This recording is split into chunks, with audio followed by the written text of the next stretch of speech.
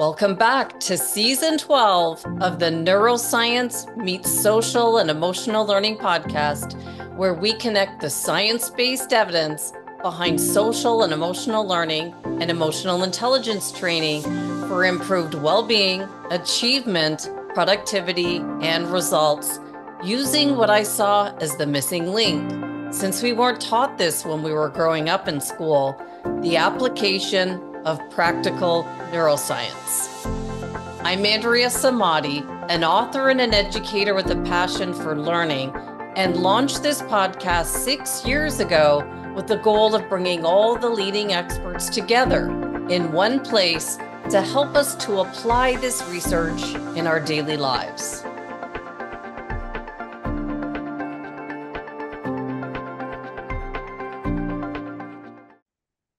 On today's episode number 343, we meet with Dr. Sui Wong. She's a neurologist and neuro-ophthalmologist based in London, United Kingdom. In addition to her clinical work as a medical doctor and physician, Dr. Wong is an active neuroscience researcher who translates pertinent and clinically relevant questions into research to improve person-centered patient outcomes. Additionally, she has the qualifications and experience to consider a broader spectrum of lifestyle-specific interventions. Dr. Wong's holistic approach in empowering patients has been recognized with many awards, and this is just the beginning for her. When I was introduced to Dr. Wong, I knew I had to speak with her. She's a widely published author and researcher with over 110 peer-reviewed publications in medical journals, chapters, and conference abstracts to date. I looked at the articles Dr. Wong has published, and one caught my eye. She's done extensive research that you can find in ophthalmology journals, like a recent article that I'm going to paraphrase here, but it was called Visual Snow Syndrome, which is a neurological condition where individuals see persistent flickering white, black, and transparent or colored dots across their whole visual field after mindfulness-based cognitive therapy. We've spent quite a lot of time on this podcast walking through pubmed.gov, and if you go there and put mindfulness into the search bar, you'll come up with over 30,000 results. I'm so curious to see what Dr. Wong has uncovered with mindfulness and the future of our health. Let's meet Dr. Sui Wong and see what we can learn from her decades of research and her thoughts on what lifestyle-specific interventions that she recommends for us. Welcome, Dr. Wong. Thank you so much for coming on the podcast today and meeting me all the way from the UK, where I was actually born. I'm from Worthing, Sussex. Welcome. Thank you so much. I'm so delighted to be here. I've been so impressed with the work that you've been doing through this podcast, really helping a lot of people. So I'm just really very honored to be invited. And call me Sui, by the way. I will, Sui. Thank you so much. Well, this is an honor for me. I had a look at your website, the work you've done, the publications you've created over the years, and now I'm learning that there's books that I didn't know of. So we're going to get to everything. But can you just first of all share and give an overview of why you chose this path and ended up in neuro-ophthalmology with an explanation of what you're doing now? Just transition us. Indeed, thank you. So I'm at heart a medical doctor, a clinician, and that's the only thing I ever wanted to be. I'm so lucky that I was inspired by my dad when I was growing up. He was a medical doctor.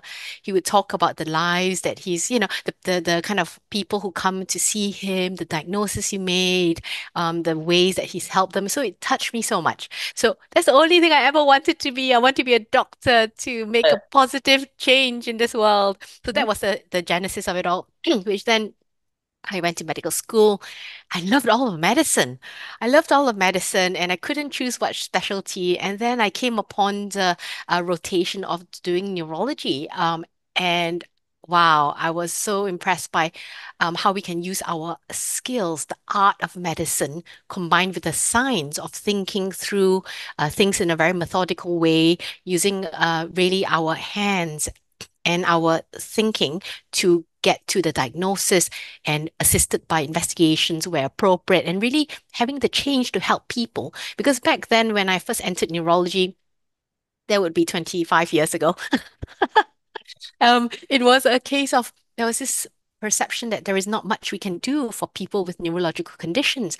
And of course, what I've seen is the way we can help people through different ways of empowering them, whether it's medications or guidance, understanding what's to come with the condition and what they can do to influence it. So that was the base of being a neurologist, a medical doctor neurologist, and in the UK we are also a general medical internist.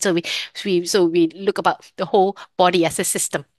And then towards my final year in the UK, it's much longer without training. So, for example, the residency equivalent is something like 15 years compared to 5 years. Oh, In the US, things are changing, thankfully. Things are changing, or have changed rather, since I entered that area.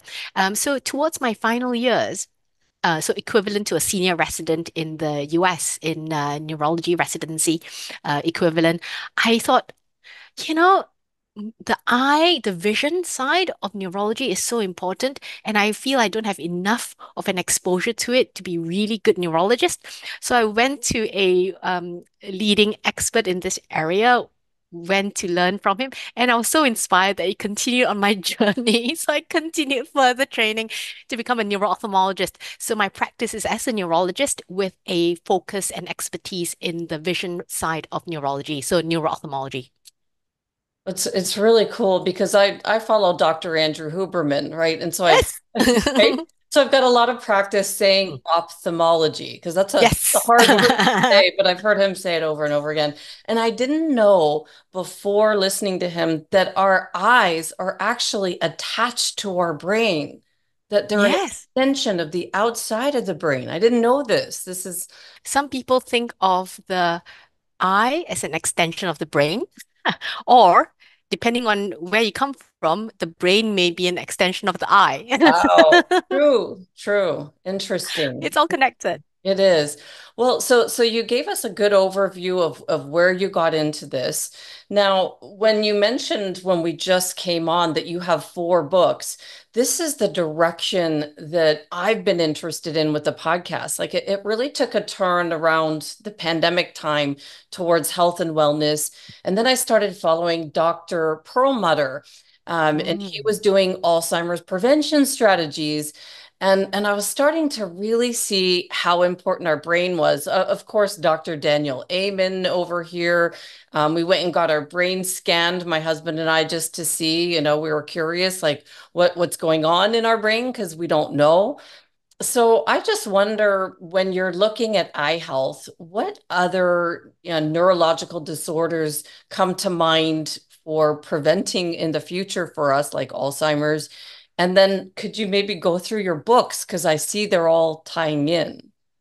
Amazing, thank you. So to answer firstly the question about the neurological and eye thing, there is increasing exciting research in that front. So you have the re people doing research using AI scans, eye scans to either look at prediction models or even clues for diagnosis. So that's cutting edge. It's not quite coming into the clinics just yet. From the clinical aspects, what I can see is there is a huge overlap. So, for example, in Alzheimer's disease, it's we oftentimes see a visual perception issue, processing what people are seeing when they have this neurological condition, and rarely people may present with problems with seeing. So it's a form of cortical blindness. So the brain cannot process what is being seen. So they present as being blind, but the eye health is okay, but it comes from the brain. So this is an example of how it can present through the medical clinics. And for example, in Parkinson's disease, it's a condition where it's a neurodegenerative condition related to worsening of the movement control. And in that condition, people's movements slow down and their eye blinking could slow down. Their eyes could get dried out, and oftentimes they get other visual symptoms related to that, eyes drying out. And they also have difficulty pulling the eyes together. so-called the convergence movement. So then when they're reading, they oftentimes get double vision, and such are the examples of the manifestations. They are also oftentimes affecting people who are older. And we know that as people get older, it's more likely for them to have other eye conditions such as cataracts, and all that could affect the sensory input. And we know that in terms of dementia prevention, having the sensory inputs managed is so important, such as sight and hearing. So that's the clinical medical things I see in my clinic. In terms of the books, it's actually a newer direction I'm taking at the moment. So I'm so grateful to be here, particularly from having a very much a patient-facing direction in clinic to now a more public-facing health advocacy, empowering people through my books. So what I did not share in terms of my journey actually was also about how I'm really into lifestyle and holistic approaches. So I didn't mention that I'm also a yoga teacher, I'm a hypnotherapist, I'm a breathwork teacher, I'm a mindfulness teacher and researcher. And I used to separate it completely. I go to work in the hospital and then I do my yoga teaching, or I teach at 7 a.m. and then I go to the clinics, kind of like you doing your podcast now before you start your so-called day job. Right. But you're trying to fit in things. So, but the yoga people did not know I was a medical doctor, and my medical colleagues did not know that I taught yoga because at that time I thought, oh, this is too separate. What would people perceive? And then I realized that there is definitely there is more um, openness to lifestyle aspects. I started talking more about it with my patients. I'm getting the feedback and about how they are improving their transformation of their behavior. And I started doing all these things as medical doctors we like to do. We get certified, board certified in International Board of Lifestyle Medicine, doing things certification as a mindfulness teacher through Oxford, which led on to my research, which we'll probably talk about, I'm sure. And then other aspects. And what I've realized that I could start to bring them together in a more public way to benefit more people. Because if the people are benefiting so much in my clinic, then I feel, why am I not talking about it more to others? In basically translating science to what is practical and what is useful. So the first book I've written, I've been working on it for a while, but I finally had the courage to put them out, actually. I did not dare put it out at first, but the first book was on mindfulness for brain health. So that was so inspired by my research work with people using that for a neurological condition to treat it, and we found that it worked. And the transformation, the change that they have, what they're saying really touched me to the level of like, goosebumps level. I was so touched deeply. And I thought, oh, there is so much that I could share with more people. So I've written a book, Mindfulness for Brain Health, for the public, this little book here. And it came out, oh, maybe you can't quite see it, but I'll put it's on it in the Amazon. video. Oh, I'll put amazing. it. Thank you. Thank you. And yeah, it's a self-care based approach. There is a neuroscience basis about mindfulness shared there in a approachable way. People enjoy reading it. And then each chapter, for 12 chapters, there are lists for people to consider self-care mindful moments. So it's not necessarily about, oh, mindfulness as something I have to set aside half an hour to sit quietly and focus on my breath, which is one of the practices should somebody choose to do that. And it could be an entry level of just moments, mindful moments, self-care strategies, stabilize things for their well-being to then be able to bring in more of these mindfulness strategies as they choose whatever works for them. So that was a mindfulness book. And then I shared in the migraine book, which is Break Free from Migraines Naturally book, also on Amazon. It's about my systematic approach. I like systems, and I thought, well, actually, the way I've been helping people with migraines, it really boils down to building brain resilience and balancing the autonomic nervous system. So I put it together into my signature brains program, BRAI, inverted commas, or in parentheses, and SI with the vision side of it. And it spells as brains. And so the building brain resilience come from foundational brain health aspects such as sleep, physical activity, blood sugar, metabolic health, nutrition and nutrients, gut health, and so and so forth. And then other balancing of autonomic nervous system, such as coming from mindfulness, breath work, yoga, other somatic movement type practices. And they all interlink with each other really well. And that kind of stabilizes the whole system for better health and reducing migraines. Well, this And is, then, yeah. sorry. No, this is The, two. There's two more, right? yes, that's right.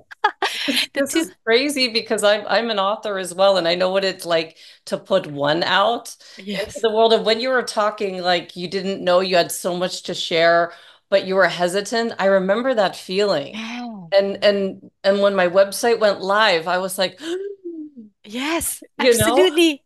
it was like, oh Absolutely. no, people are going to know who I am. And then eventually it becomes not about you, it's the Yes. material that you're sharing. And then you get out of your way, right? Yeah. That's where Yeah. you are now. You've got four books. This is amazing. What are the other two? Oh, thank you, so kind. The other two are workbook style, helping people to transform their behavior step by step, practical guides. So one is on sleep. So over 6 chapters, people start to work through the aspects that they can improve their quality of sleep. I cover things like the importance of sleep, the science behind it, why it's important, and really we dive straight into the practical applications, the challenges, the tips and things. And then the other one is a 6 weeks approach to quit ultra processed food.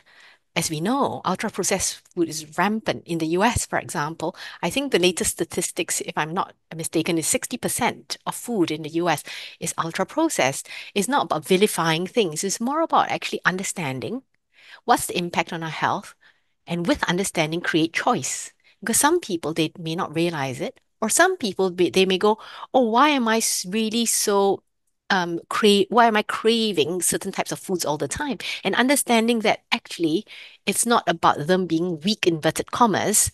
It's actually there are things in foods and how it impacts our brain and our health. And also then it comes to the gut health and what else, what other health aspects from our metabolic risks, from heart attacks, cancer risks, lots of other health input. So for me, those two aspects about sleep and ultra processed food were the practical guides I've put out. It's funny because I used to create these practical guides in my clinics, but I used to print them in Ah, A in the using the printer and just yeah. stapling them and giving to people. So yeah. Eventually, you got to put it out into a book. This is amazing because it's funny because I moved from Toronto to the US in around 2001, right before September 11th happened. And I Mm, remember this young man was showing me where my house was. Like he mm, was someone's son that I worked with, and we were driving by where I was going to be moving to, and he was pointing out all these fast food restaurants. He was like, mm, here's Jack in the Box. And I'm telling you, mm. I've never eaten fast food. I don't eat it. I never have. Maybe when I was a kid, my parents bought us McDonald's when I was less than 10. But I don't eat it. And I remember this young man going, pointing out all along the road where all these places were. And I thought, wow, this is so sad that he Mm. thinks this is the attraction. I'm like, where's the gym? Where's the parks? And what just wasn't what was on top of mind for that generation, which just shocked me. Yeah, and sometimes these things happen inadvertently because actually a lot of these came from my own struggles. So with medical school and medical training to become a specialist, hours were long, and I found myself just buying convenience foods, whether it's foods that's pre-packaged and I just microwave them, or foods I just buy, or when I'm like just working one clinic, the morning goes into the afternoon, I don't get a break, I'll just go to the vending machine, and I'll just get the what you call in the US soda pop, fizzy drinks, Yeah. the chocolate, the potato chips. And I realized that, I was craving a lot of them. And, sometimes it just became a vicious cycle. And it took me a lot of work to slowly build habits. And I therefore speak from experience about how hard it is actually about transitioning and understanding that sometimes our environment really influences us. So I Right. think there's a definitely a health advocacy role that for people who are able to is to say that actually there are food deserts in certain places. All they have are the convenience stores that sell ultra processed foods. What about having fresh foods? And why is it so expensive? Why are we not creating better access? So there's this bigger part to it. Right, right. Oh, this is exactly why I get up and do this work before work because it's Yes, so important. And we don't have all the answers here, and we need people like you who have all the research that will advocate for why, right? yes. This is why it's so important. So Sui, I listened to one of your recent podcasts you did. It's listed, I'll list it in the show notes. And I don't have a case for you. I'm not a medical anything. I'm just, Andrea over here, very interested in health and love putting stuff out to the world as I'm learning myself. But we don't know a lot of this stuff about our eye health. We go to the eye doctor. They just check our eyes and send us off. And I had this really weird, scary eye experience. It was years ago, and I feel like my husband was traveling, so I was on my own and I had to drive the kids somewhere. And one of my eyes just went blind and Mm. could only see out of one eye. And I was freaking out. I was like, what's happening? And and I found out it was just an ocular migraine. It was common, normal. It went away after 30 minutes. But I just wondered, what should we all understand about our eye health? Like that was normal, but when should we start to be thinking of, what you were talking about, the symptoms for Alzheimer's? When should we be taking our eye health and think there might be something we should look at? Yeah, I love what you just shared about your experience. It's such a scary experience, isn't it? The Ah, shock of it all. And, I see a lot of people who have vision expressions of migraine, just exactly as you have. And then they come to me, and hence that whole way in to go, how can we help prevent this in a more systematic way? In terms of eye health generally, I would say having a healthy lifestyle approach really has a big impact. We joked a little bit about the eye is an extension of the brain, or the brain is an extension of the eye. So the approach that I talked about with brains has got this translation with eye health. So it comes down to foundational strategies.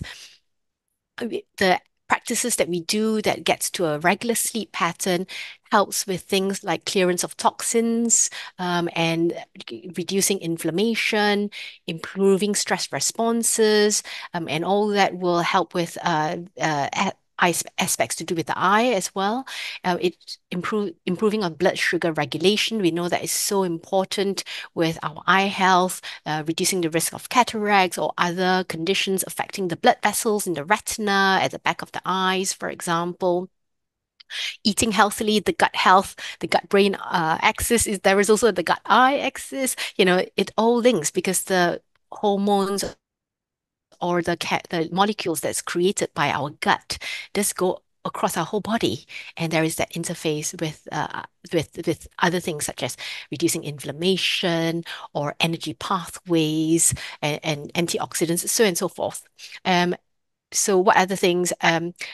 The whole stress management, whether it's through mindfulness or whether it's through breath work or somatic movement. So mind-body movement, some things like yoga or similar practices that connects the brain and the mind and the body, I mean. So those are really very key. So those are the lifestyle foundation aspects. I definitely advocate people have regular eye tests. There are certain eye health conditions that we don't get symptoms of. For example, the condition of glaucoma or glaucoma, depending on where you're from, how you pronounce it. It's a problem that's related to a pressure of the eyeball itself, and people can lose parts of their vision, their fields of vision, without them realizing it until it's too late. So having a regular check with the optician or the optometrists would be an important thing. There are some people who need spectacles and they don't use it and they start straining the eyes and yeah, they get headaches. So all these things are also relevant with the comfort even of the eye. And I had to just look it up because the last time I was at my eye doctor, he told me, look up drusen. Ah, He said drusen is just starting to happen to me. And I thought, what is drusen? I put it in my phone and then that was the last I didn't look at it because I don't have any symptoms or that I yes. know. What is drusen and is it something that's common? So it's common, depending on where it is. Well, sorry, let me just change it. Sometimes I forget how common things are because I see rare things. Okay, true. So I commonly see a lot of rare things. So drusen is comes from the word drus. I need to remember, is it Greek or is it Latin? It's one of those words that influences medicine a lot. It really stands for crystals, formation of crystals. You have drusen that can deposit in the retina. So that's the retina is the back of the eye. I kind of describe it simply like the old school camera film, where the light comes in, the electric signals gets created at the level of the retina, and then it transmits through the optic nerve. And the optic nerve, which is the extension of the brain, and the cranial nerve number two, it kind of connects into the brain. You can also get an optic nerve head drusen. So at the optic nerve itself, you get drusen. So that one is rarer, and certainly things the kind of conditions I tend to see in neuro-ophthalmology. We look at the things related to the nerves, particularly. So yeah, it could stand for a few different types of distribution. So I'm not sure which one it is for you. Yeah, he told me it wasn't concerning to him where it was, but we have to Yes. watch and make sure Yeah. it doesn't go probably near the optic nerve. That's Ah, I see. I see. I see. very interesting. This is helpful. And so you've talked about it a little bit, the connection between migraines and our gut-brain axis. But what are some common neuro-ophthalmology cases that you see? You see some rare common ones. What would you name some things that you see in case our listeners say, okay, that's what I've got. Yes, yes. So it ranges from the very rare, from the rarer categories like genetic causes of visual loss, like labors, optic neuropathy, to the inflammation kind, optic neuritis, whether it's linked with MS or autoimmune diseases or other autoimmune eye movement disorders like myasthenia gravis that just affects the eye, to a rare condition that affects the pressure of the head, which causes the nerve to be swollen. Idiopathic intracranial hypertension, a condition that's linked with excess weight and almost exclusively in women, also happens in men, but 95% or so in women of childbearing age. So very interesting why that's happening. A lot of lifestyle approach will help with that. I would say the most common uh, neuro-ophthalmic thing probably would be migraine because migraine is so common. Migraine is so common in terms of the impact of this. I was just looking up some of the statistics relevant to the US. And so let's see, 35 million people in the US get migraine and predominantly affecting younger age working people, 18 to 44. One in seven people globally, and is a top cause of disability in young women. And sadly, it's a hidden disability. And what we have to realize is that migraine is not just a very obvious classical attack where people get severe pain, they vomit, they shut themselves in a dark room, it passes over a few hours. Oftentimes, I see the non-headache symptoms being more debilitating than the headaches often. It's the symptoms such as mood swings, brain fog, not quite thinking right, not quite getting the words right, as ongoing kind of a dull brain fogginess effect. And that really, constant dizziness, these are the things that could really affect people, and it's not visible. It's not visible. That's the sad thing. And that's why I think there are actually great advocacy groups for championing people for migraine. And for me, I feel like my little area is to champion lifestyle aspects where appropriate. There's a role for various things. And for me, it's about empowering people with choice so that they have the choice of medications, should they go down the medication direction, or actually building the lifestyle aspects. Because migraine is a neurological condition. It's not just headaches, as we heard, it's a neurological condition. It's related to a genetic tendency. So oftentimes we see it running in families, a tendency to get migraine, and sometimes it's so subtle where we have to dig it up a little bit, where there are biological tendencies for expressions of migraine, but not recognized by people as migraine. So it's a biological tendency, and it's to do with sensory processing stability, particularly at the base of the brain, the brainstem, and that's influenced by environmental factors. So my approach, therefore, I shared about the brain's approach. So it's not just like, oh, avoid um, foods with Coffee. MSG or avoid Yeah, yeah. caffeine or red. So it's not just like one thing. It works for some people. For the people who come to see me, it's just more debilitating. So we then have to clear the decks. I think of migraine attacks like a boiling pot of water that's overboiling, overflowing. We can pour cold water, just to stop the pot from overboiling. That's like giving painkillers, but we can't give it forever because then the pot will overflow again. Then it's about turning down the fire, which would be all these factors to stabilize and reduce the tipping over effect into migraine attacks. So it's a systematic approach because sometimes one thing may not be sufficient. We have to systematically address all these aspects which interlinked. So yeah, I shared a little bit earlier about the brain resilience aspects and the balancing of the autonomic nervous system.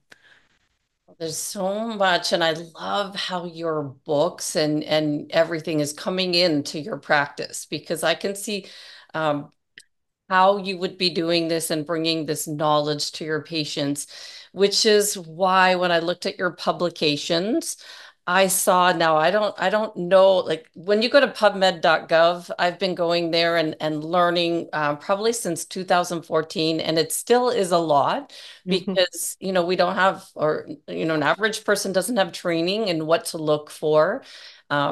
So it's in depth, but I'm trying to not be afraid and learn Yes. from PubMed. So I saw, your publication, the visual snow syndrome study that improved with mindfulness-based cognitive therapy.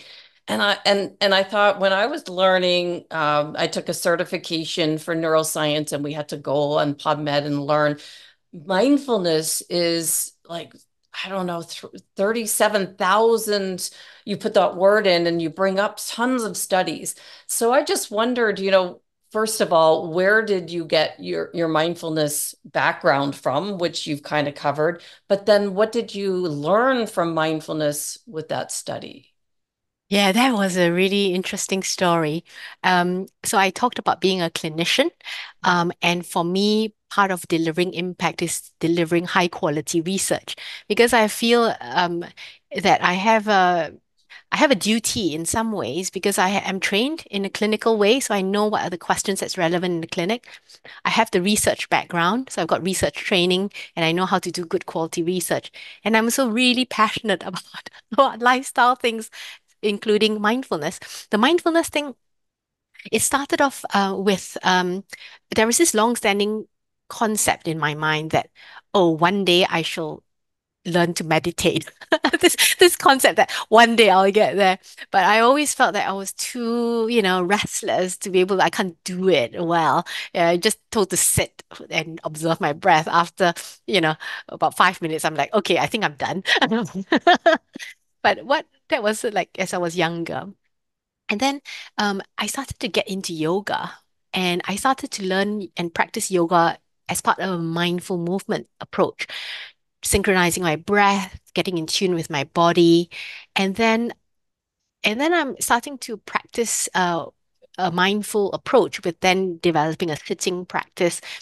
And I thought, if I want to bring this to my clinics, Because by that time I was like really into healthy lifestyle approach, learning the evidence basis, doing the International Board of Lifestyle Medicine certification diploma. And I thought, if I'm saying to my family that this is really important, if I'm practicing it myself, why am I not doing this with my patients? And I was really quite worried about talking about these things, thinking, oh, is it okay to talk about it? Do I need to be certified? Hence, I do the certification thing. And that's also where mindfulness came in, because I thought, okay, if I want to talk about mindfulness, I don't think I can just use my yoga certification, a yoga teacher. So I thought I better. So I went to Oxford to train in to deliver mindfulness, and they have this 8 week program, facilitation teacher training for the mindfulness-based cognitive therapy program. The mindfulness-based cognitive therapy program, or MBCT, was a follow-on from John Kabat-Zinn's work. You may have heard. Oh, so inspiring, man. He does not know me, but if he listens to this podcast, I would love to get in touch with him. I've So funny. definitely quoted him before, and I've Ah, done his amazing. master class. Yeah. Yes, absolutely. So, as you will know, and your listeners may know that he was like one of the pioneers to bring mindfulness into the secular sector, starting with programs for chronic pain, this 8 week program called Mindfulness-Based Stress Reduction. So, in about the just around the early 2009, in the late 90s to 2000s, so there were other researchers from Oxford and elsewhere who started pulling together the mindfulness-based stress reduction 8 week John Kabat-Zinn's program with other tools with cognitive behavioral skills into this new 8 week program called MBCT. That's why Oxford is one of the homes of MBCT. And that's where I went to do the training to be a teacher for it. And it's an intense 8 week program. And during that program, teacher training, I had watched a video of John Kabat-Zinn. I remember the precise moment where I thought, oh my God, I'm so moved. I need to do a piece of research to change the minds of conventional medical colleagues to share this as a treatment approach in a neurological setting.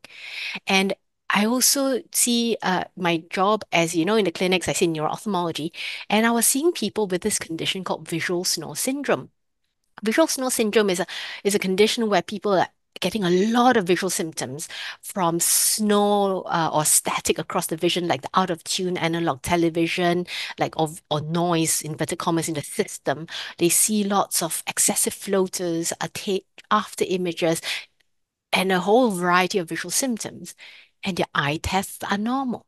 Their brain scan, the MRI, standard MRI brain, normal. It's actually a brain network dysregulation. So it's like a software glitch. So from the inspiration from John Kabat-Zinn, I thought, okay, I need to do this research. So in 2019, I finally uh, put everything together. I could not get funding easily, but I was so driven by this passion. I managed to get yeah, just enough money to pay for a psychologist. I didn't want my newbie status to affect the outcome of the research, so I co-delivered it with an experienced psychologist in MBCT, and just enough for coffee and tea for the participants. That's I was good. doing everything else. I was stapling, I was preparing the handouts, I was packaging everything for them, I was etc. etc. But this was so important to do. It started in 2019. It's a group program, like group learning.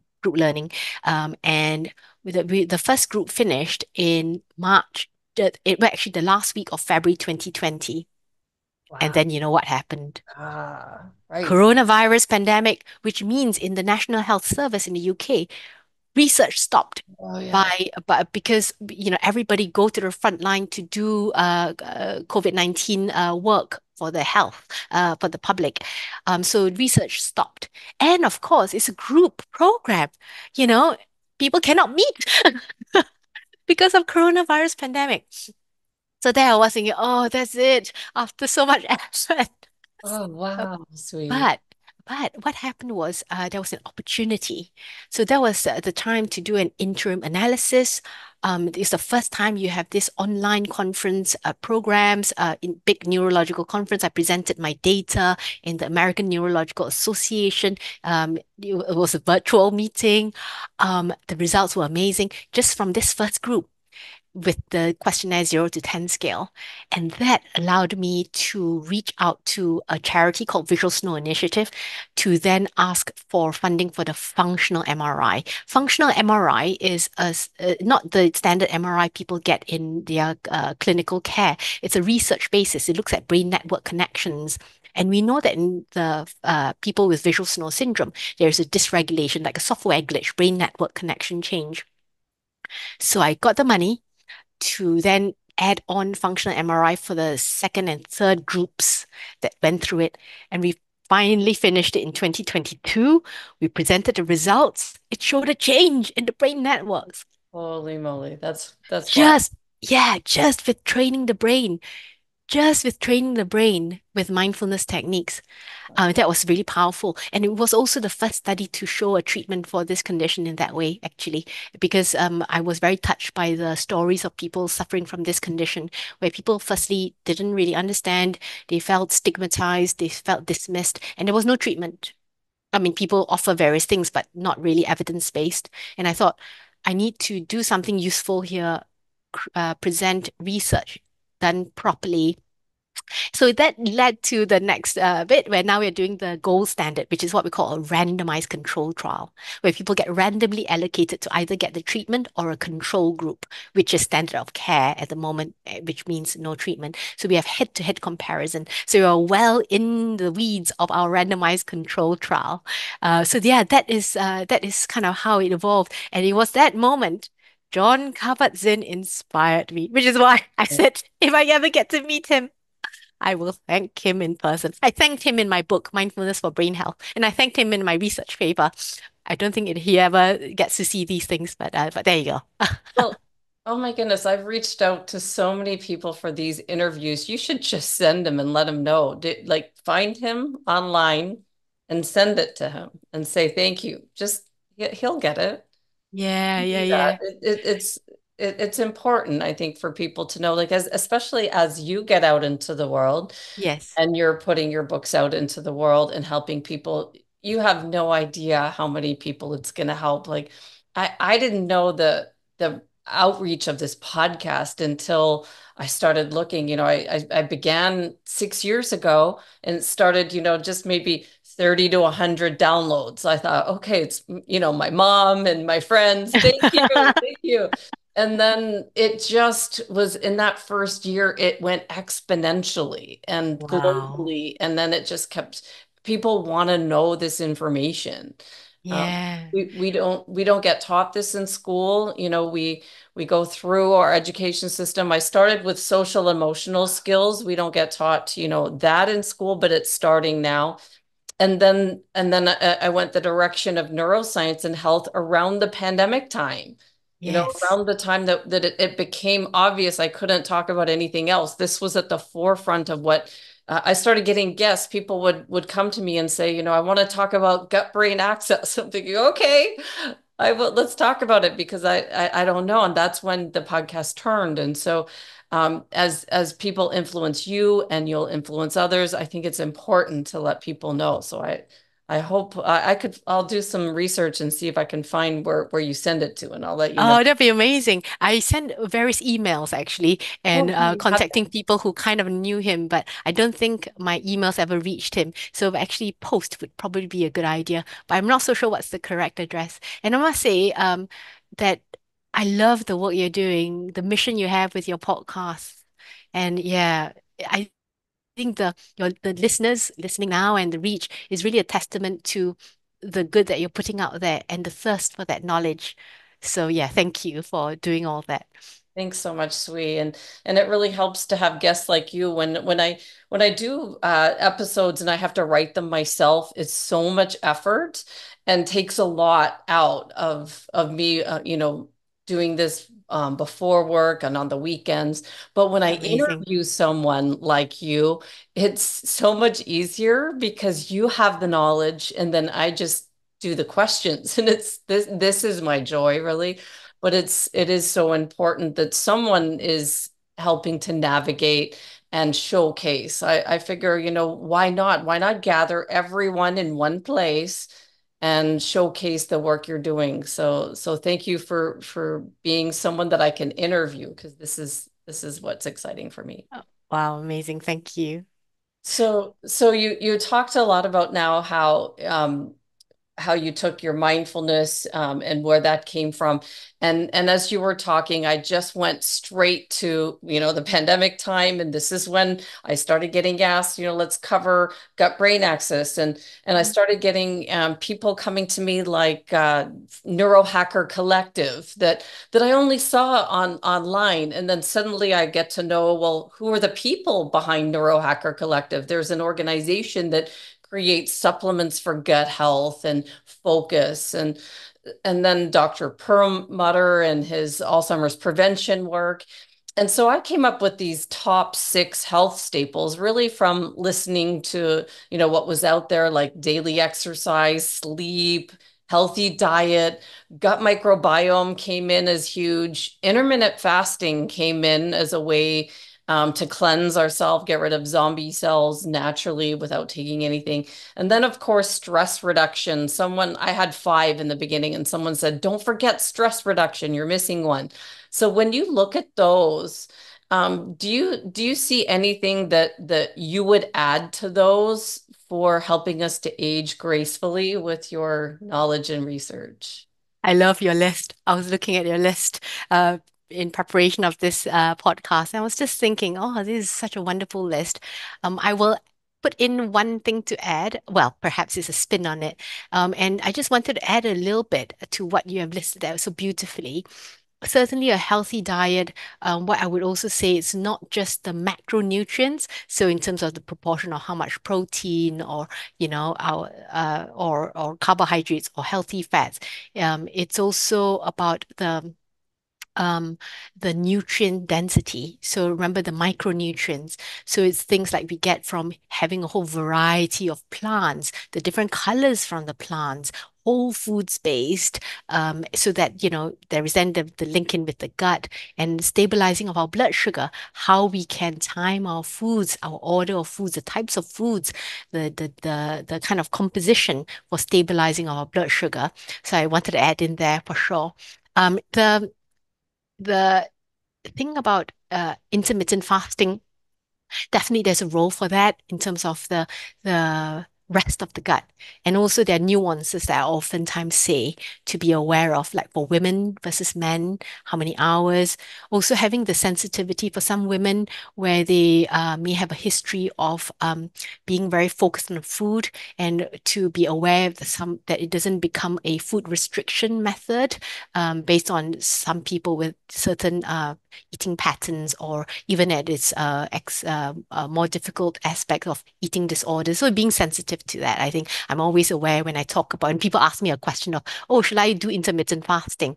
There are nuances that I often share. So I love all the list. The thing I would add would be mindset. Oh, yes.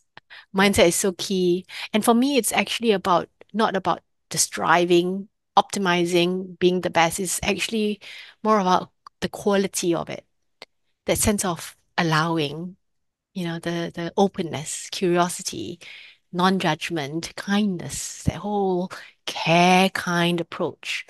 I think for me, it's really one of the key aspects. Love that, Sui. That's good. That's very helpful.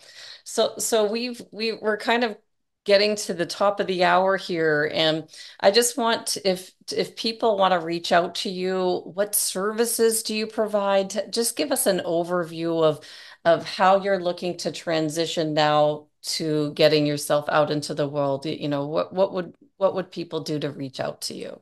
Oh, thank you. So I'm as you mentioned, heading towards more of a public facing health advocacy, writing good quality books, empowering people. So as part of that, I have, of course, my books, which we mentioned, and I've got a few more in the pipeline. So people can follow that either by signing up on my mailing list or visit my website, drsuiwongmd.com. And then I have a book page there. And actually, the thing that I'm really enjoying now is my Thursday tips. Every Thursday, I write little bite-sized brain health tips to thrive. So it's my little newsletter, which also then people have the option to be updated about books or other webinars that I do or masterclasses. So they can follow up on bit.ly/DRWONG Brain Health, Dr. Wong Brain Health, DRWONGBRAINHEALTH. So yeah, those would be a great ways. I'm also on Instagram and LinkedIn. People can search for me as well. Dr. Sui Wong Neurologist on Instagram, for example. I'll make sure I put all those links in the show notes, and I'm definitely going to follow your Yay! newsletter. Definitely, this is exciting. I love this, and this is just the beginning, Sweet. There's a lot here, and I'm just so grateful that I had the chance to interview you before the big people get to you, and you go really big.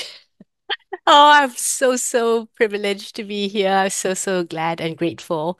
Yeah, like I said before, I love the work they're doing. Love that your listeners are so engaged. So I would love to continue to, be in touch and I would support in any way I can. thank you. I would love that. Have I missed anything in my questions to you? We covered a lot of where you came from, where you're going, your website, your newsletter.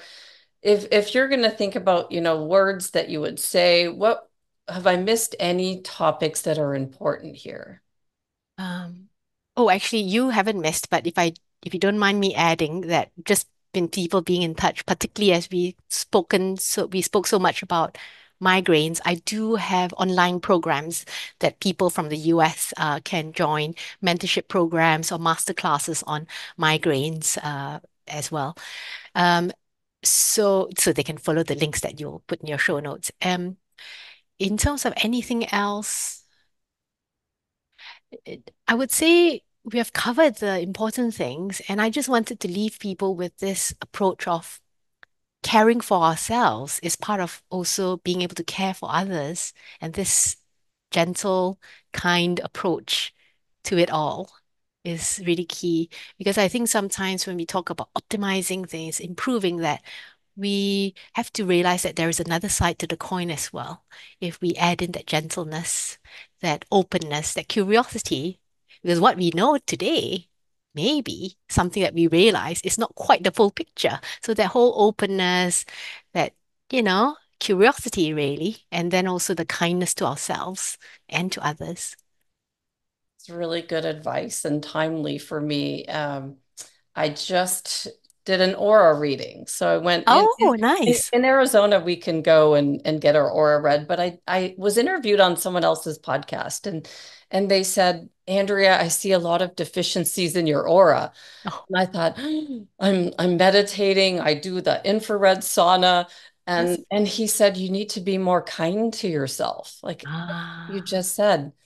And I thought, well, I'm going to go get my aura read and see what comes up. And then the lady that did my aura said, you need to be more gentle. Yeah, you're in a profession where you have to push, right? So when I turn around and I do my day work is sales, and I have to be pushy.